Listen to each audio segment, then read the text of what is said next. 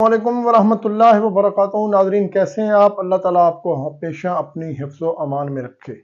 नाजरीन मैं जब भी बात करता हूँ बिदात की, खुराफात की और बिदात और खुराफात फैलाने वाले आस्थानों की, मज़ारों की और दरबार वाले ज़िम्मेदारान की, तो लोग हमें गाली गलौज करते हैं। मैं आपकी गाली गलौज से तंग आकर अब बोलना छोड़ चुका हूं। अब मैंने ये फैसला किया है कि अब आपके अपने बोलने वाले लोग, जो आपके अपने हैं, जो आपके मुरीद हैं, जो आपके खासुल खास बंदे हैं, वो बोलेंगे और आप सुनेंगे। आज आप मुफ्ती शाहिद रफीक मदनी साहब की ये वाली वीडियो देखें। एक कास्ताना मैनू दसो जिथे तरबियत गाह दा इंतजाम होवे। कोई एक बड़े से बड़ा आस्थाना मुझे बताएं जहां तरबियत गाह, जहां जो बंदा नमाज के मसाइल से वाकिफ नहीं उसे नमाज के मसाइल सिखाए जाते हो। कोई एक बड़े से बड़ा आस्थाना बताएं। 20-20 साल हो गए मुरीद हुए, 15 साल पहले आप मुरीद हुए थे, 10 साल पहले, 5 साल पहले मुरीद हुए थे। 10 सालों के अंदर आपको नमाज भी ठीक नहीं करवाई, वजू के तरीके का भी पता नहीं चला। जैसे आप थे बुद्धू के बुद्धू, 10 साल मुरीद होने के बाद भी वैसे ही रहे। तो मैं तो हाथ जोड़ के कहता हूं, खुदा के लिए हाथ जान छुड़ाएं ऐसे पीरों से। अगर 10 साल के अंदर तो चेहरे ते पीर दाढ़ी भी नहीं लिया सकिया, आपको सुन्नत की अहमियत, सुन्नत तो क्या फर्ज की अहमियत भी नहीं बता सका, जान छुड़ा ले। हमारे यहाँ चूंकि ये मिशन ही नहीं, जितने पीराने उजाम आते हैं, मैं फिर कह रहा महसूस ना करे हो, शेड्यूल की होता है जी, रूटीन की है। पीर साहब तशरीफ लाएंगे, सालाना दौरा होगा, माहाना दौरा होगा, और दौरे में क्या होगा? मुरीद की कोई गारा की तरबियत होगी, कोई सिखाया जाएगा, मुरीद के बच्चों की तरबियत कुछ भी नहीं। वो सालाना दौरे में 2-4 मस्टंडे पहले आएंगे, वो बताएंगे पीर साहब तशरीफ ले आ रहे हैं, खड़े हो जाओ, इस्तकबाल करो, हार पाओ, इंज खलोना है, इंज अदब करना है। बस पीर के अदब अदाब होंगे। उसके बाद बताया जाएगा चीनी की प्लेट रखो, वो 5000 रुपया रखो। यही होता है ना। पीर साहब आएंगे, दुआ करेंगे, 5000 का नोट पीर साहब की जेब में, चीनी अपने डब्बे च पाओ, तुम्हारी मर्जी, जिथे मर्जी किसी वंडो ना वंडो, खानी खाओ नहीं खानी, ये बताया जाता। बस दाणियां दी बोरी किवें भर के देनी, किथे रखनी, ते गड्डी च किवें पहुंचानी, दाणियां दा यानी ये हमारे सालाना दौरे में यही होता है। ये कोई तरबियत का दौरा नहीं होता, ये लंगर इकट्ठा करने के लिए। और फिर वो उर्स की महफिल जिसके नाम पे लंगर इकट्ठा किया जाता है, वहां मुझे बताएं क्या होता है? वहां कोई नमाज की तरफ आपकी तवज्जो दिलवाई जाती है, कोई रगबत के आप नहीं पढ़ते तो इतने गुनाहगार हैं, जो रोजा नहीं रखता जनाब उसको ये सजा होगी। अगर आपको वजू के फराइज भी नहीं पता, गुस्ल के फराइज भी नहीं पता, आपको वो जो फराइज सीखने चाहिए उनकी मालूमात भी नहीं, तो कल क़यामत के दिन आपसे पूछा जाएगा। ये बताया जाता नहीं।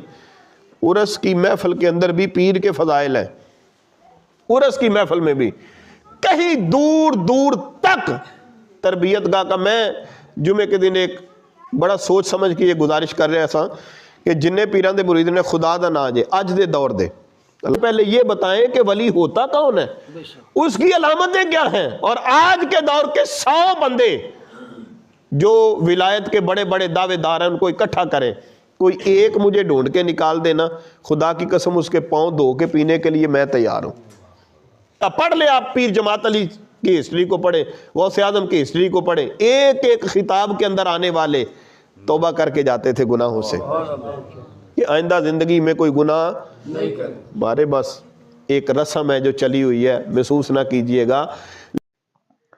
जी नाजरीन, आपने मुफ्ती साहब की बात को सुना है, आपने यकीनन समझ लिया होगा। यही बात हम करते हैं तो बुरी लगती है, और मैंने फिर यही फैसला किया है कि जनाब हम अब नहीं करेंगे, बस आपकी बात मान लेते हैं। अब जनाब आपके अपने करेंगे और हम सुन लिया करेंगे और आपको शीशा दिखाएंगे आपके अपनों से। अब मुफ्ती साहब ने ठोक के रख दिया। हम तो इतनी जुर्रत कभी नहीं करते थे कि हम कह दें कि जनाब 100 पीर इकट्ठा करो तो एक असली दिखा दो। ये मुफ्ती शाहिद रफीक साहब ने कह दिया है कि विलायत का दावेदार आज के ज़माने में 100 वली इकट्ठा करो और मुझे एक दिखा दो, तो एक भी नहीं निकलेगा। उनकी ये बात ठीक है और बिल्कुल ठीक है, क्योंकि ये जो बिदात और खुराफात फैलाने वाले होते हैं ये वलीउल्लाह होते ही नहीं है। اور آستانے اور یہ مزار خانے اور یہ پیر خانے یہ واقعی کمائی کا ذریعہ ہیں. یہاں پہ صرف نوٹوں سے کاروبار چلتا ہے، باقی لوگوں کے عقیدوں سے کوئی غرض نہیں ہے، لوگوں کی عزت سے کوئی غرض نہیں ہے، لوگوں کی عبادات سے کوئی غرض نہیں ہے، لوگوں کے جناب حالات سے کوئی غرض نہیں ہے، لوگوں کی مشکلات سے، لوگوں کی معاشیات سے، کسی چیز سے کوئی غرض نہیں ہے. صرف جناب ان ٹھگوں کو پیسہ چاہیے، مال چاہیے، اور لوگوں کو خالی جناب پھوکے مار مار کے بے وقوف بنانے کے علاوہ ککھ ان کو کام نہیں آتا. یہ میں نے نہیں کہا، یہ آپ کے اپنے کہتے ہیں. اب آپ نے اگر کوئی گالی گلوچ کرنی ہے تو میرا حصہ آپ لازمی رکھ لیجئے گا، لیکن ان اپنے مفتی صاحب کو بھی ذرا آپ گالیوں میں شامل کر لیجئے گا، کیونکہ یہ آپ کا اپنا ہے، اور پھر دیکھنا کہ وہ آپ کی منجی کس طرح ٹھوکتا ہے. لہٰذا میری مؤدبانہ گزارش ہے، انتہائی التماس ہے کہ آپ لوگ یہ جو کارخانے چلا رہے ہیں یہ بند کر دیں. اگر یہ کارخانے چلاتے ہیں تو لوگوں کو حق بات بتانا شروع کر دیں، تاکہ لوگ کچھ نہ کچھ استفادہ حاصل کریں، کچھ نہ کچھ یہاں سے آ کے دین سیکھ لیں.